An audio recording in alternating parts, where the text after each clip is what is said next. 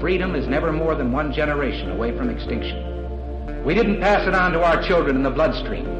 The only way they can inherit the freedom we have known is if we fight for it, protect it, defend it, and then hand it to them with the well-taught lessons of how they in their lifetime must do the same. And if you and I don't do this, then you and I may well spend our sunset years telling our children and our children's children what it once was like in America when men were free.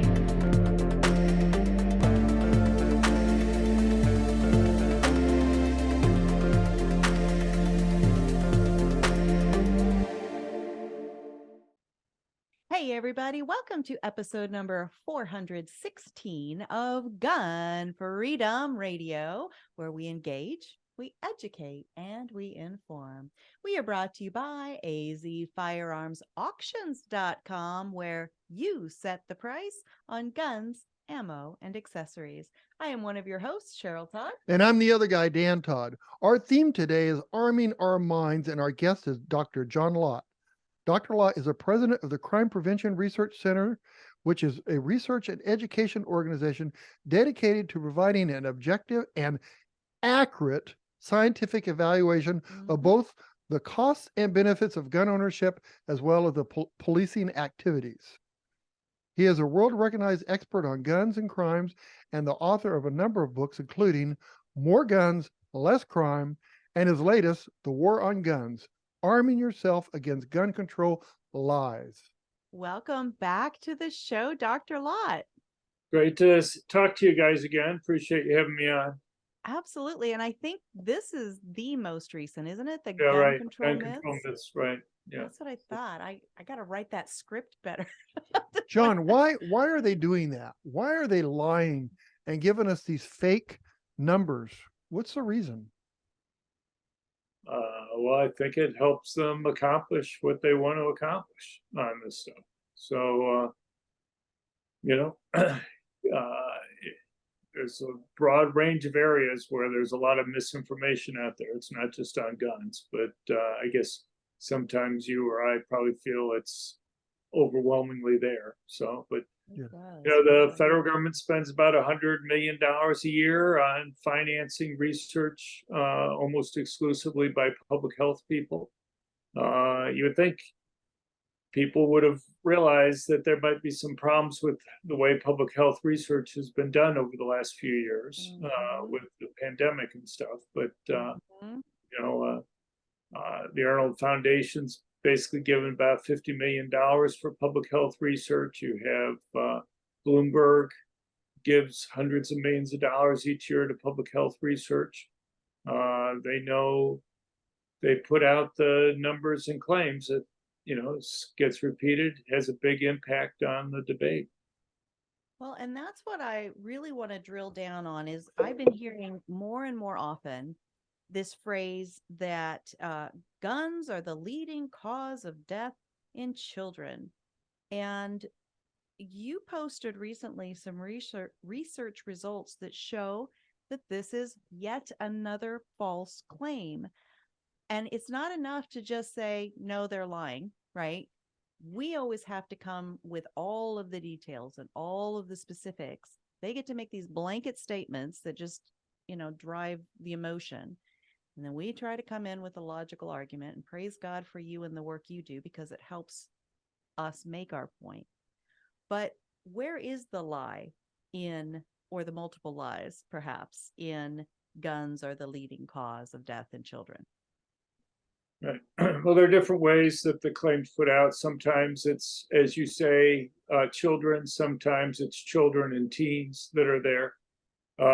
Those are different. If you look at people under age 18, pretty much any way you want to cut it, motor vehicle deaths, for example, are significantly greater than it is for adding murders or homicides, accidental deaths and suicides for people under 18 in terms of gun deaths. But when you add teens in there, they're including 18 and 19-year-olds. And that does change it if you do it in some different way. So if you add up homicides, accidents and suicides. For 2020 and 2021, you can get more gun deaths than you do get total vehicle deaths.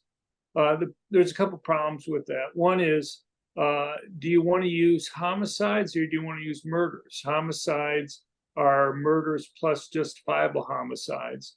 It's not really clear to me why one should lump together murders and, let's say, somebody using a gun defensively to protect themselves against a criminal.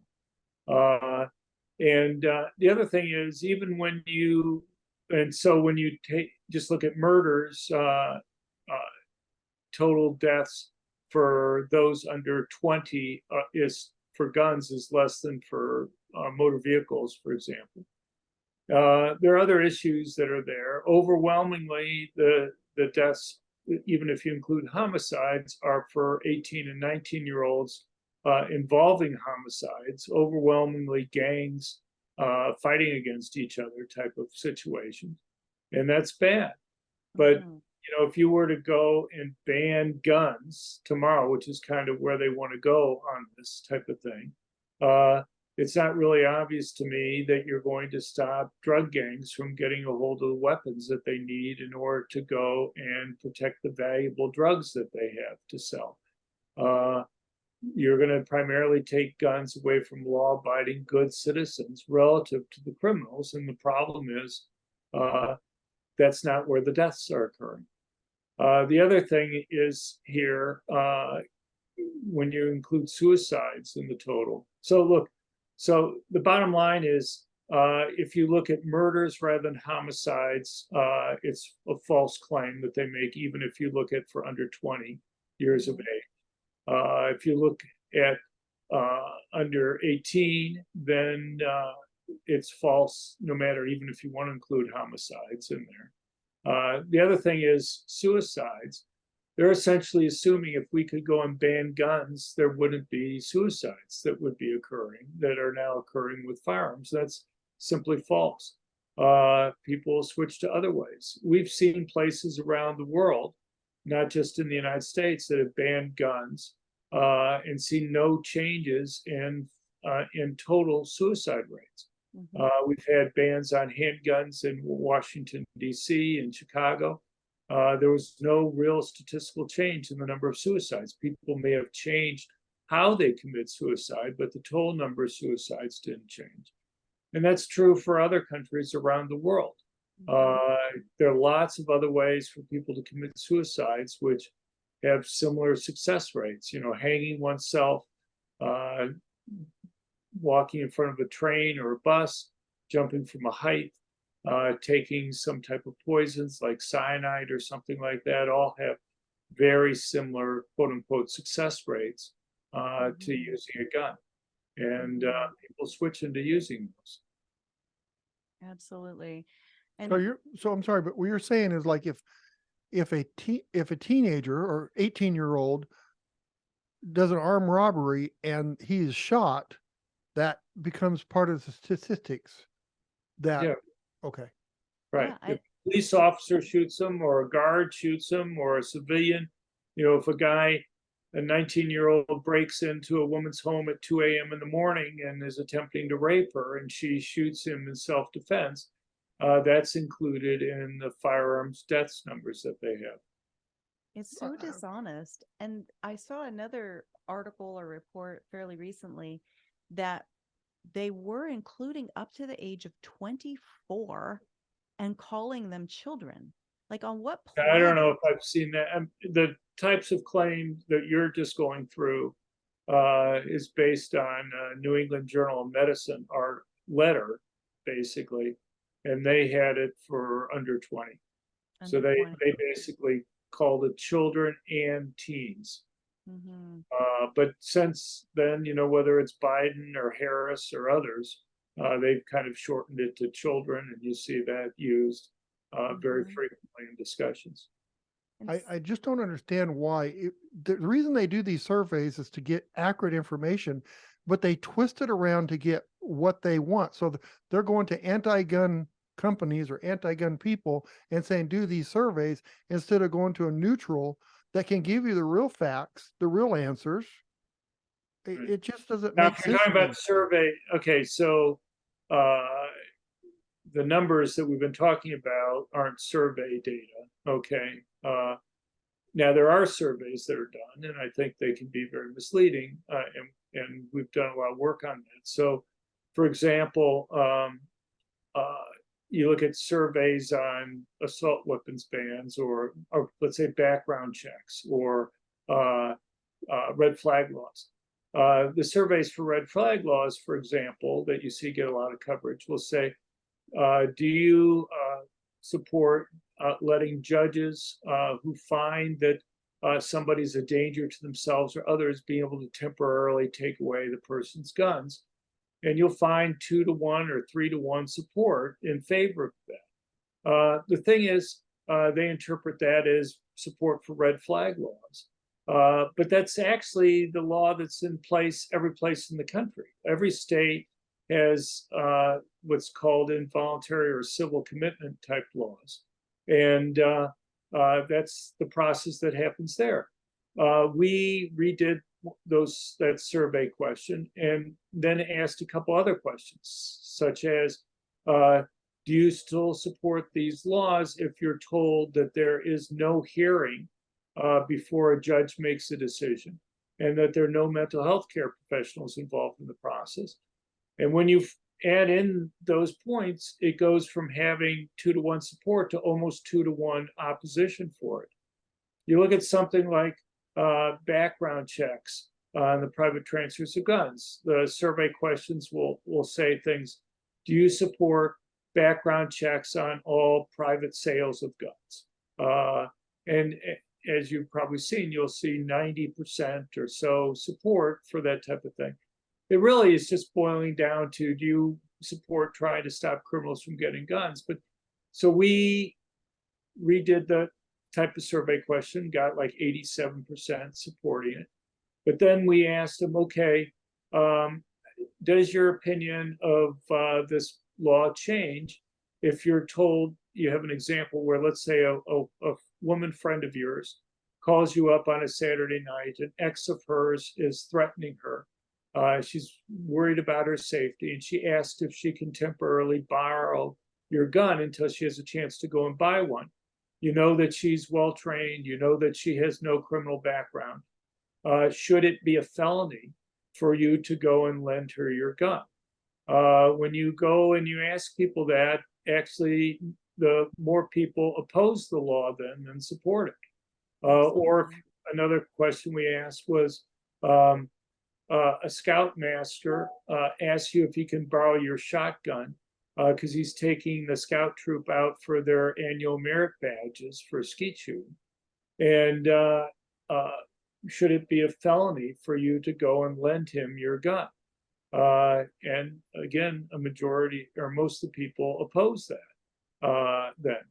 So, there's a lot more kind of devils in the details type things that when people learn about these things, they have very different views. So, for example, Bloomberg's groups back in 2016 tried putting these background check rules on the ballots in Arizona and Maine. He outspent his opponents by like 20-to-1 in Maine and lost by 4 percentage points.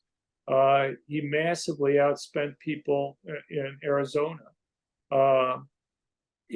If you're ahead if 90% of the people support that, and the media gives incredibly favorable news coverage, and you're outspending your opponents by massive amounts, you shouldn't lose. Right. It should be a slam dunk, and yet that wasn't the case. And so he's understandably stopped putting those types of initiatives on the ballots. And you would think that would be a reality check for the fact checkers out there to kind of realize that maybe the polls are being misstated in some way. Absolutely. And, they always, the other side, the Bloomberg side, is always calling their ideas common sense.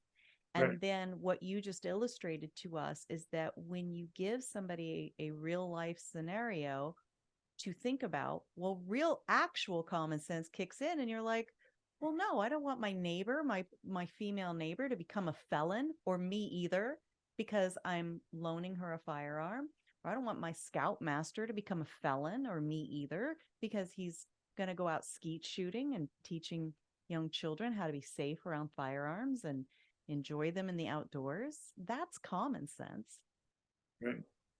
Well, I mean, one interesting thing recently, Gabby Giffords, who heads one of the better known gun control groups in the country, in April, she gave an interview for Time magazine. And at the end of the interviewer asked her what her long-term goal was, what her goal was from her activity. And she said it was to ban all guns. And the interviewer, just to make sure that she really meant that, asked her again, and she confirmed, yeah, she wanted to ban all guns. An aide of hers kind of piped up and said, kind of like what they've done in Australia, where they banned all guns, and that worked out very well. The problem is Australia didn't ban all guns.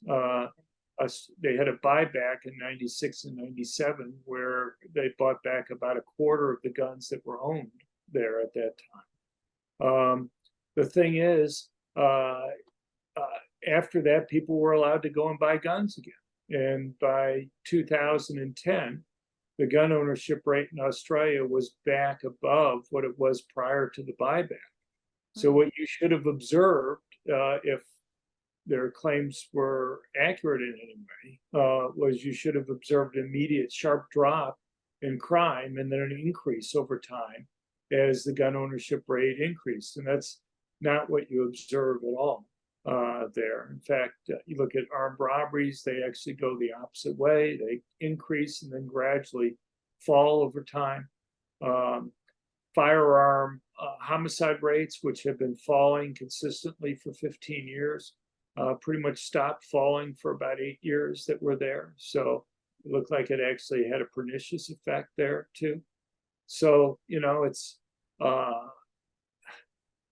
reality puts the anyway, lie. So Gabby Giffords and her husband, now Senator Mark Kelly Of Arizona. Right. Well, you guys know well, yeah. Well, you guys just reelected him this last November. Yeah, So, did we though? I mean, maybe. Well, we didn't reelect him. So. Yeah, but it's funny That's how a different topic. it's funny how when you're talking about Australia, that everybody knew about them with the gun buyback. Everybody knows about that, but how many people know? I mean, they're not really talking about crime didn't stop. They're not talking about any of that stuff. Well, there's a lot of misinformation. I would say kind of statistical malpractice that's occurring there. So like what they'll do is they'll say the average firearm homicide rate after the buyback is lower than it was beforehand. The problem is, as I mentioned a minute ago, it was falling prior to the buyback and then it pretty much stopped. Look, let's take a simple example. Let's say you had a perfectly straight line that's falling over the whole period of time. You could pick any point along that line and the after average is going to be below the before average. But if it's a perfectly straight line, it falls at a certain rate both before and after a law goes into effect. You look at it and say, it's not really obvious to me that the law has had any impact because, even though the after average is below the before average, you want to go and look to see, did it fall at a faster rate or a slower rate? Was there some discontinuity in the line that was there? And in fact, since it starts falling at a slower rate, much slower rate afterwards than it was beforehand, it seems to me it's pretty hard to go and argue that it was beneficial. If anything, it looks like it made things worse afterwards. Is it because maybe the criminals thought that people aren't armed now and they can go and do their thing? Well, that's surely a possibility. All I can say is for sure that it didn't fall like they were predicting it was going to. And that going and looking at the before and after averages is not a very useful way of looking at the data there. If you want the actual truth, then it's not a very good way. But if you want to paint things as a certain reality, then I guess they're doing exactly what they want to do. Exactly. Yeah. Is that true? Sure. Yeah, no. Yeah. So John, it might be off topic, but Canada has really stopped their gun sales and made it against the law to transfer guns and whatever. And from what I understand, even made it against the law for you to defend yourself with a firearm. Have we seen any statistics that that's helped them, or are they giving that information out? Well, I mean, the new rules that they just have are just now being enacted. So you have to see what happens after that. I mean, it's crime data gets released, with a lag for a year or more after. So, you're just talking about changes that are occurring this year. So, I don't, it's a little bit too early to go and say anything. I mean, they've had gun control laws go into effect in the past there, and there's been work that's showed that there's been some bad effects from that. But obviously, as you're indicating, they're having very large changes right now on their rules. Right. Yeah. It is going to be interesting. And my prediction, if we can predict, is that it's not going to be favorable news. Yeah, well, I mean, I'm not going to argue with you. I mean, I think the problem that you have is that it's the more law-abiding good citizens who are disarmed by these types of rules. Yeah. And criminals, you go to Toronto and places like that, a lot of the gun crime are basically gangs, drug gang type activity. That's still going to be occurring. Yeah. And we see that we have perfect examples in the larger states that have strict gun control versus the states that don't have gun control. We've got a perfect example like Arizona. Our crime is down. Chicago, their crime is up. Can you own a gun in Chicago? Not easily. Can you own a gun in Arizona? Freely. And responsible gun owners are practicing safe gun laws. Well, there's a lot of things that go into what's happening in the crime rate. In Chicago, they've had 20% or less of murders result in an arrest. Nationwide, you're talking about 64%. So they, in 2020, they cut the number of police officers in Chicago by 400 positions. And you have a district attorney there with Kim Foxx, who is refusing to prosecute violent criminals. A little bit over a year ago, you had a situation, for example, where you had two drug gangs fighting against each other at 11 o'clock in the morning in broad daylight. One person was killed, a couple other people sent to the hospital. You had it videotaped on high definition video, and yet Kim Foxx's office refused to prosecute anybody there. Her office's initial statements was she wasn't going to prosecute anybody because it was, quote, mutually agreed to combat. and later, is that a statute somewhere in their laws? And later on, they changed that after all the flack they got to basically say we're not going to prosecute because we don't have enough evidence. But even then, Mayor Lori Lightfoot, who is a former prosecutor herself, and obviously extremely left-wing, said that that was even too much for her because, here we had the sworn statements from police who were there, who witnessed it. You had high-definition video. Her response was, how much more evidence can you possibly have for this type of case? So, but look, it's not rocket science. If you make it so it's not risky for criminals to commit crime because you make it difficult for police to arrest people, you make it so that even those who are arrested aren't prosecuted. You've had liberal judges around the country who are releasing large numbers of inmates from jails. It's not too surprising that you're going to have more crime. Absolutely. Well, and kind of tying in with the, when you're talking about the gang crime and the average ages of the people who are engaging in that kind of crime, maybe we can see where someone is trying to make an argument that says, well, if we can just raise the age of gun ownership to a flat 21 years old, forget about this. You can have some guns when you're 18 and then others when you're 21. Maybe you can see how people are trying to make an argument for that. Right. But Well, I mean, again, yeah. gangs are not known for their law-abiding, let's go get a universal background check as I'm buying my firearm that I'm going to go have mutual combat with, you know. So is that the magic pill? Is Right. changing? Well, I would phrase the discussion a little bit differently. I'd say, Okay. look, um, one of the arguments that are made for raising the age to 21 is that 18, 19, and 20-year-olds commit crime at relatively high rates. And that's true. And a lot of those crimes they commit with guns. And that's true. But when you're talking about banning the sale of guns to people under age 21, you're talking about stopping people who, the only people you're changing the rules for really are those who are legally buying a gun. And so the question isn't whether all 18, 19, and 20-year-olds, or let's say a large group of them may commit crime. The question is, what's the crime rate for those who can legally buy a gun, the ones who you're going to be changing the rules for, who can now go through a background check? And what you find is that those people tend to be very law-abiding, unlike some of the others in their age group. So, do you have a fair number of murders committed by 18, 19, 20-year-olds? Yeah, you do.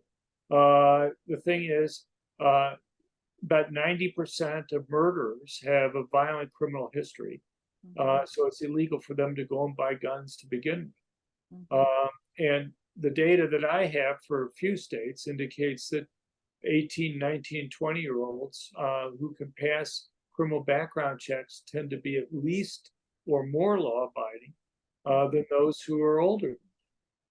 Well, John, Gabby Gifford's not happy with you because you're messing with her agenda. Okay, well, I thought I was one of her favorites. So I'm really hurt. I know. We hate to break it to you, especially on public. Are you sure about this? Well, if her agenda is, I haven't taken any surveys, but if I did surveys, I think it'd come out that she'd be against you right now. Really? Because you're giving really good information and it's not working for them because they need to. Yeah. I know. You feel bad. I can change my answer if that would help. Well, apparently that is the in vogue because that's what was going on in Chicago, right? Just keep changing the answer so you land on the one they want. So if two people mutually agree to have a gunfight, they can go to Chicago, go on the street and have a gunfight because that sounds like dueling is now legal in Chicago. No, the Cowboys. I'm not sure they would apply that to everybody. I'm thinking they wouldn't. Right. I'm thinking they wouldn't. Well, and I just want to anecdotally share that when Dan and I got married, I was 18. He was a little older than 18, but I was 18. And we were business owners, like right out of the gate. And I would, as a young 18, 19-year-old person, 20-year-old person, would go make the bank drop every day. And I was not legally allowed to conceal carry, to protect myself with a firearm. And this kind of law would make it where I would not be able to do that. Sure. I mean, 18, 19, and 20-year-olds are victims of crime. You have women who are being stalked who are 20 years of age. They benefit from being able to go and protect themselves just as people who are over 21 can. Exactly. We were property owners, business owners. I could have been sued in a court of law, but I can't protect myself. And I couldn't have a glass of champagne at our anniversary dinner. I can understand why they want you to drink too much, but yeah. Well, she needed to drink a lot because she's married to me. But I look at the Constitution over there, the little pocket Constitution we have here, and there's already so many infringements on our gun rights right now. But to take away guns from 18 to 21 years old, I don't think that's in here. I don't think that's infringe means infringe, and I don't get it, John. Well, and I'm sorry, did you want to respond to that? Well, all I was going to say, it sounds like you've been asking a number of rhetorical questions, but who knows? Possibly, Yeah. possibly rhetorical.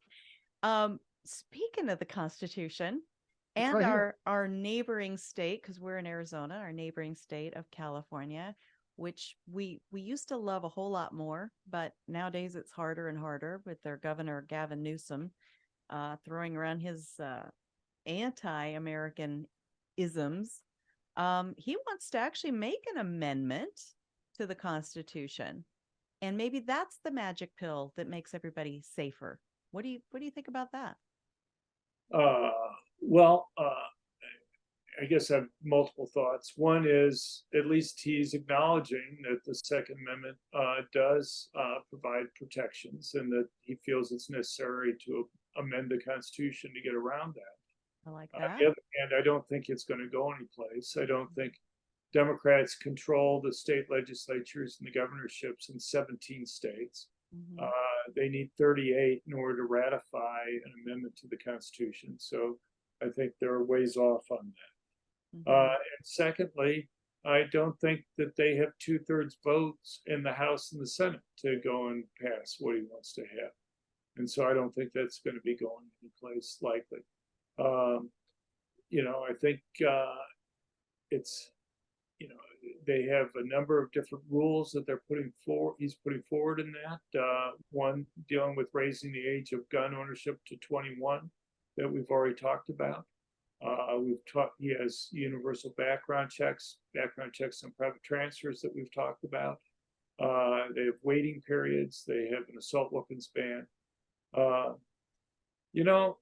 So many of these things, they talk about the benefits from such laws, but they never talk about the costs. To me, as an economist, essentially everything has costs and benefits. So if you take something like waiting periods, they'll talk about cooling off effects, but there's also the fact that somebody who may need a gun quickly for protection, let's say a woman who finds herself being stalked, making her wait, 10 days in California, may be 10 days too long for her to be able to go and protect herself. So in California, you have not only a waiting period, but you also have, these background checks on private transfers of guns. So if she finds herself in a dangerous situation, it's a felony for somebody to lend her a gun, and she can't go and legally buy it until the waiting period is over. John, all they can do a restraining order. Come on. I could just call You know, 911. That's true. And after she's killed, he can be arrested or whatever. So Yeah. that will work. But anyway, for a lot of these things, so if somebody's really thinking of harming somebody else, so you have a 1-year prison term for violating a restraining order. Well, the person may already be facing a life sentence for murder. Will the restraining order really matter in that case? And the answer is no. To see the same thing with gun-free zones in Tennessee. If you violate the school gun-free zone, it's 6 years in prison up to. But that's a sizable penalty for you or me. Our lives would be completely changed if we had to spend 6 years in prison. Right. But the person who murdered 6 people at the Covenant School in Nashville a few months ago, that person, if they're assuming they had lived, they died is what is usually the case. But assuming that they had lived, they would have faced 6 life sentences or 6 death penalties. Would 6 additional years make a difference? They could say, well, I can live with the 6 death penalties, but you add another 6 years onto it, and that's just too much. I won't commit the crime if you add another 6 years. Right. It's just not a serious discussion. What these laws end up doing is that they ensure that it's the law-abiding good citizen who's not going to cause any problems, whose life is going to be dramatically changed if they violate. So they're not going to violate the rule. But at the same time, the criminal, it actually isn't a real penalty for them. And Right. so they actually have an incentive to go and violate the law at that point, because they know that they're the only person that's going to carry them. Right. Absolutely. You know, it's funny because, like, well, it's not funny, but school zones, and say you're dropping your kid off and you're going to work and you have a gun in the car and you get a minor violation because maybe you're parking in a handicap zone to drop your kid off and they find that you have a gun in the car, you're subject to maybe 6 years in prison for that. But yet, you know, it doesn't solve any problems. Right. You weren't brandishing it. Right. You weren't using it. You weren't threatening anybody. It is, it, I think so many of these things are well intentioned, but then when you really break them down and put them in the light of day, they just they don't hold up. And this is my next topic I want to talk to you about was a video, or there is a video of it. You were testifying at the Texas House Select Committee. It got a little spicy in this particular one, and I actually watched it a couple of times because you just don't normally see the amount of I don't know, vitriol, and the way that some of these legislators were pushing back on your testimony. It was so obvious that they were not actually hungry for information, because we want some information and we're going to use that and we're going to make some good decisions. They were annoyed by your presence, it seemed. They were insulting you. The one guy called you by the wrong name, right? Suddenly you're Mr. Ross or something. I don't know. But the whole thing was just a little bit revealing. It was very revealing for me. But what you were trying to do as part of your testimony was offer compelling information about how to effectively protect children from what happened at the Covenant School in Tennessee and other schools. They were focusing on Uvalde. And Uvalde, well, because they're Texas. Had about an hour and I don't know, half, something like that, of family members or others that had lost loved ones at Uvalde, and they were all calling for, you know, mainly in this case, to go and raise the age for gun ownership to 21 because the person who committed the attack was less than that. And you know, I don't know if this was an unusual testimony. I've run into people being pretty upset about things in the past too. But you know, I suppose one thing I did learn is that you shouldn't compare crimes rates across places in terms of per capita rates. You should just look at the total number. That one guy, he really wanted to tell you how to do your expertise, right? Well, I mean, it's just kind of funny. I was trying to explain to him, so do you want to compare the total number of murders in Texas and Wyoming? Presumably you want to adjust for the fact that Texas is a much bigger state than Wyoming is, and so you want to put it in per capita terms. But he was insisting, no, you wanted to just look at in terms of total numbers. But look, I thought the point that I was making was a pretty simple one. It's, in fact, one of the points I was making was just the one we just discussed about gun-free zones and who obeys those and what effect, you know, the penalties have. Is it a real penalty on the person who's going to be killing lots of people or not, compared to the law-abiding people that were there? I was talking about the fact that so many of these mass murderers, if you read their diaries or manifestos, explicitly talk about picking targets where they know their victims aren't going to be able to go and defend themselves. These guys may be crazy in some sense, but they're not stupid. Their goal is to get media attention. They know the more people they kill, the more media attention that they're going to get. And they know if they go to a place where victims are defenseless, it's going to be easier for them to go and kill people. Right. So, you know, I was trying to make those points to them. It wasn't, obviously the Democrats were pretty strongly against the points, but, you know, you still make them. You know, hopefully it makes a difference.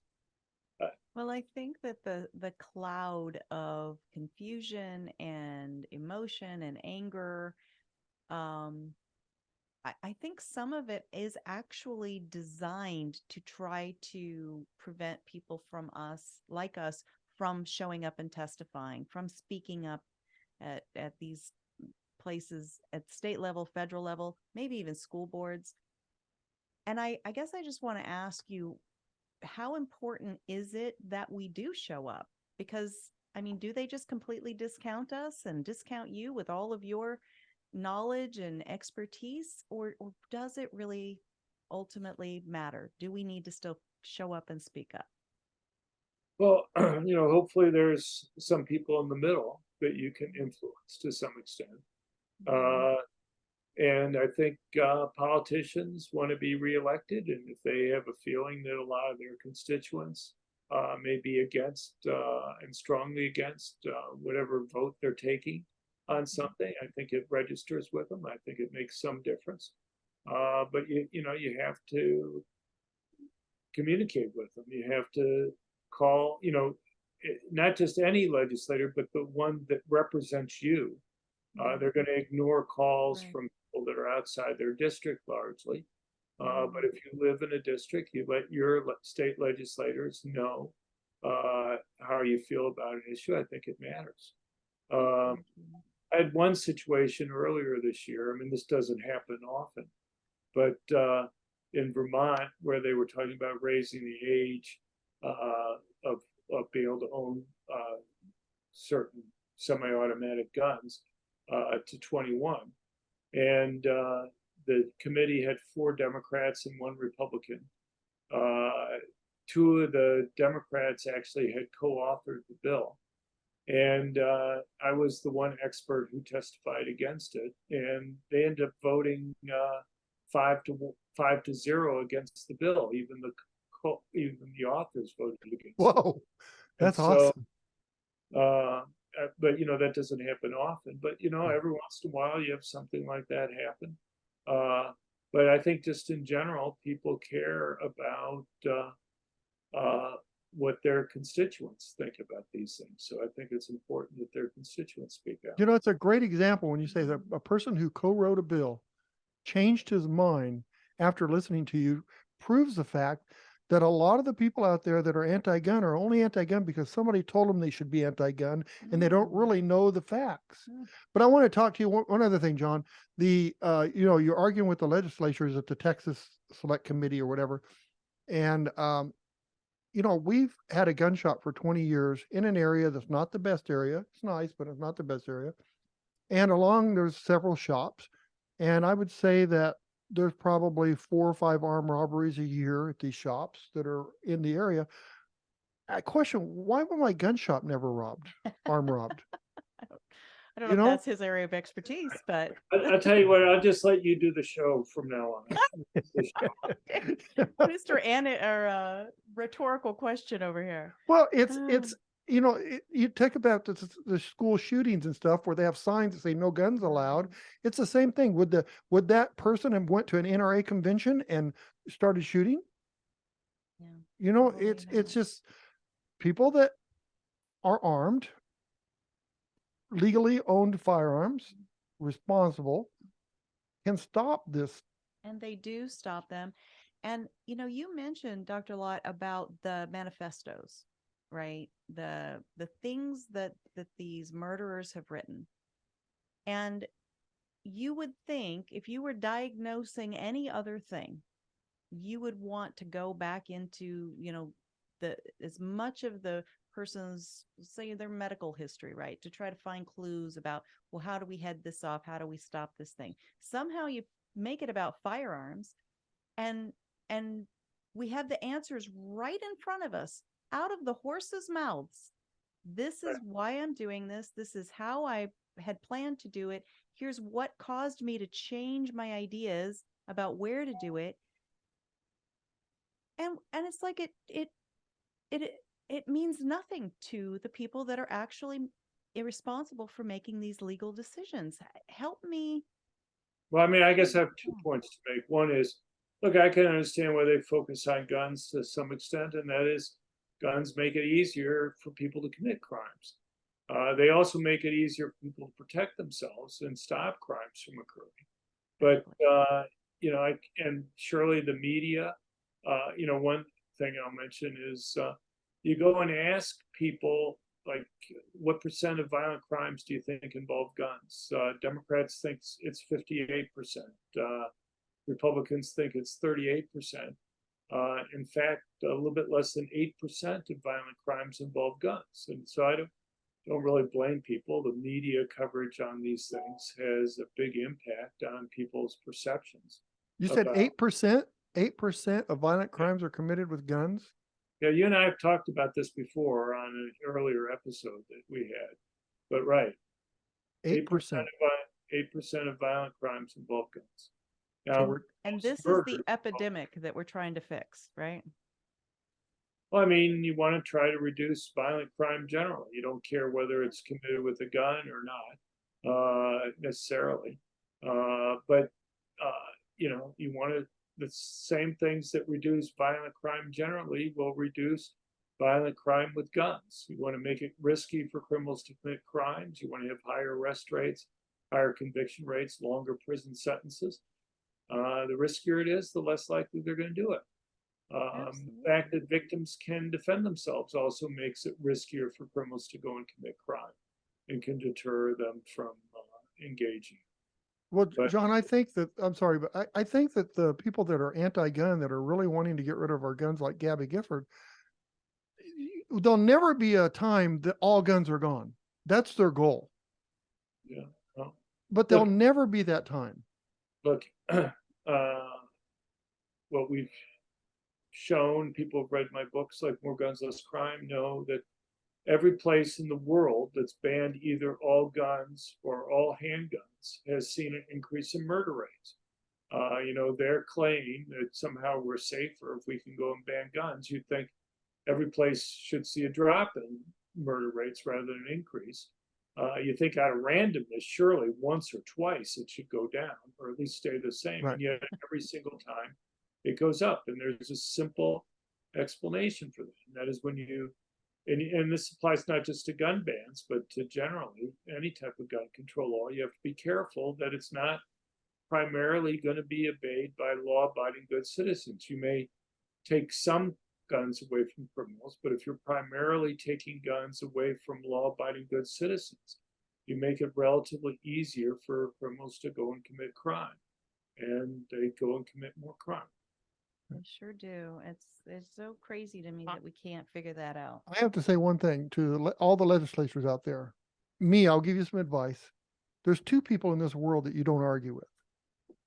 And it's because of their intense knowledge and their intense researching, Mhm. but it's John Lott and you. Oh, Those are two people I will not argue with, because you're not going to win, because you know you put your heart, you put your whole life into trying to show people that these claims are wrong. right. And Well, I appreciate that, absolutely John. agree with you about don't argue with Dr. John Lott. And to put me on that level, I'm like, okay, next time I'll just threaten you with Oh my Dr. gosh. John Lott Yeah, when you want to argue with me. You I'll just say, don't. let's I roll. appreciate you having me on today. Thanks for your time. So, Absolutely. Well, let me ask you one more question and then I will let you go.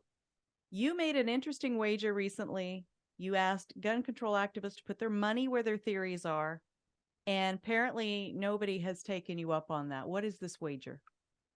well, it was for academics who are kind of gun control, pro gun control academics, prominent people. Some of them have spoken out very strongly about the gun control laws in Brazil.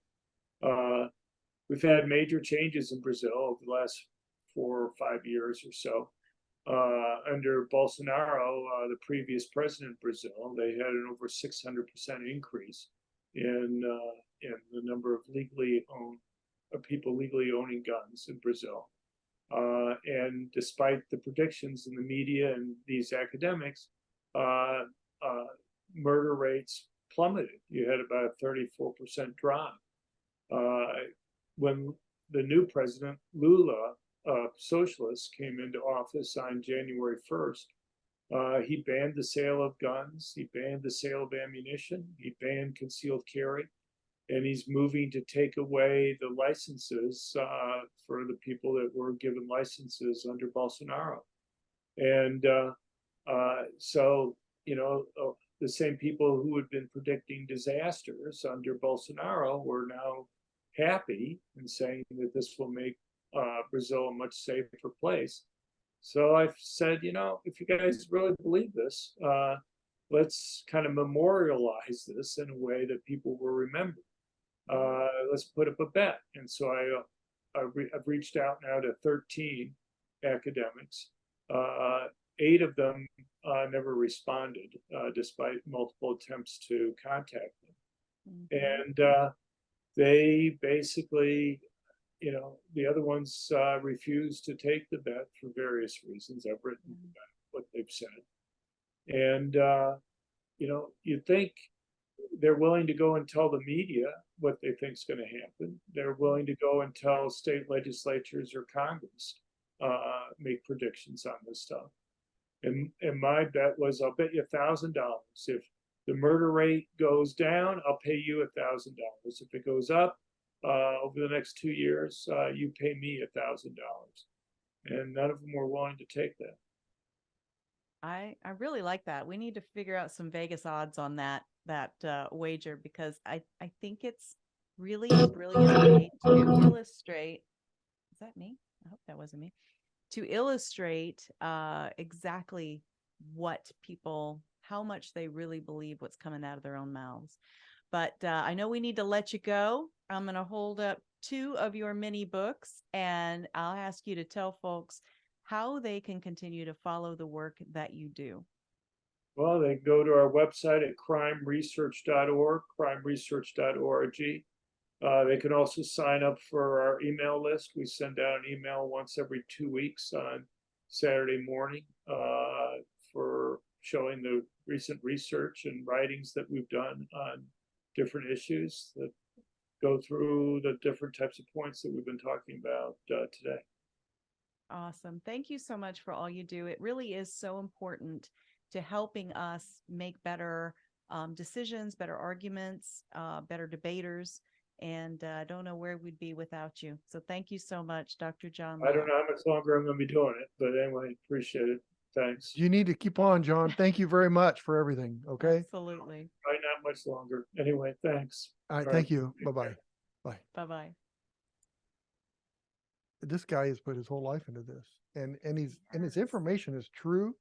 It's factual. It's not designed to deceive. Right. It's not designed to deceive. Right. And that's the what other side, it just absolutely is. And it makes me nutty, because we have to talk past each other, because we can't keep dumbing down our side to try to meet them with their emotional level of understanding of things. And that's what's all based on, is emotions. We're going to lift them up to where they can have a more intelligent,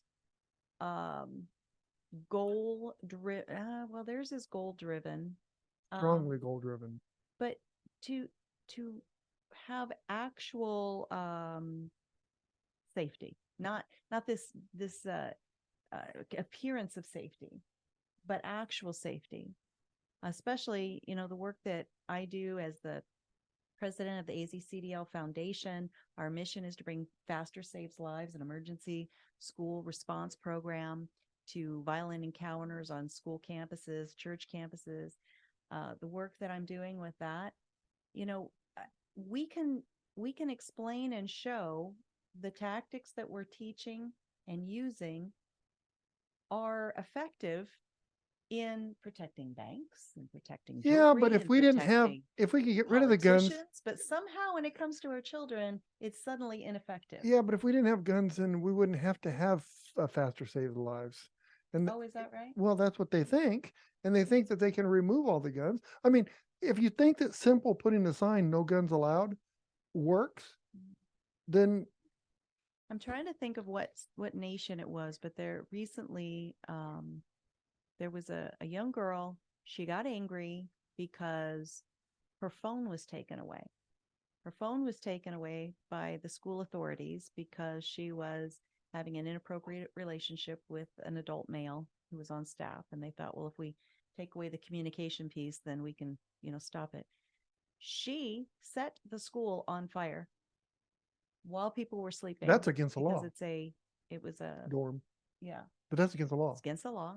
And I think think it was 100 or so people died. I Oh. should have looked that up before I'm spouting off stuff, especially when we're interviewing somebody like Dr. John Lott, because he always knows his The facts. facts, ma'am, just the facts. But yeah, so people can murder each other, hurt each other with fire, with knives, cars, with pressure cookers, hands. So, we really need to focus more on some of the core issues, like when we were talking about suicide. If we were really serious about suicide, the mental, it's not a gun issue. It's a despair issue. It's a condition of the human spirit. Just like the red flag laws. I mean, you take the guns away from somebody because they're going to hurt somebody or themselves, doesn't solve anything, because it's the person that we've talked about this thousands of times, but it's the person that needs the work. So absolutely. But you know what? We need to thank John Lott for being on the show today. And we need to thank our wonderful listeners for taking the time to listen to us talk about important things. Yes, our viewers, our listeners, thank you so much. Because especially when we have these conversations and then you take those conversations into your carpool, at your kids' soccer game, fellow moms and dads, and you unpack these things, that is where the rubber meets the road. That's where these conversations really move the needle on, challenging people's thoughts, rather than just, oh, well, CNN said or Fox said, and they just do this mindless head bob. Well, now there's this new piece of information that even if you're disagreeing, and that's awesome, because you're mentally engaged if you're disagreeing. And then you can go and do your own research, and you can look up these books and mentally argue with it all day long, or go, oh, wow, maybe there's something to this. Right. Maybe I need to talk to my legislators in a different way. Just like John was talking about the guy that wrote the bill. That's amazing to me. That's something that's headline news. The guy writes a bill to restrict firearms, and then after listening to John, changes his mind and drops the bill. Amazing. How? That tells you how There's misinformed the people are. Yeah, and there's power there. All right. Again, thank you so much. If you want to go back and watch this video or any of our videos, you can go to any place you find your videos, YouTube, GunStreamer. But when you go there, please be sure to click the notifications and the subscribe buttons, because that tells those platforms, don't cancel us. This is important information. Right. Yes, we talk about guns, but it's important, and we are valuable to you. Yes.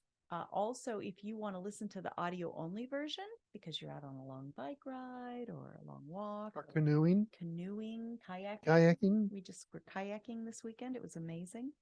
Then go to our website, GunFreedomRadio.com, click the on demand tab, and binge listen to your heart's content, darling.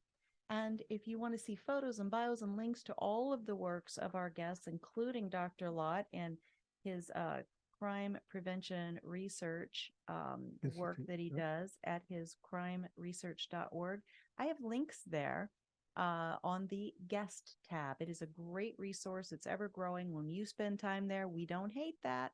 All right. Until next time, we are going to pray for our nation. Pray for our leaders. How about the ones you are frustrated with, Dan? Ones you don't like too much. Yeah, we need to pray for them. They get wisdom. Maybe especially those, right? And until next time, be good to each other. Have a great week, and God bless. Bye-bye.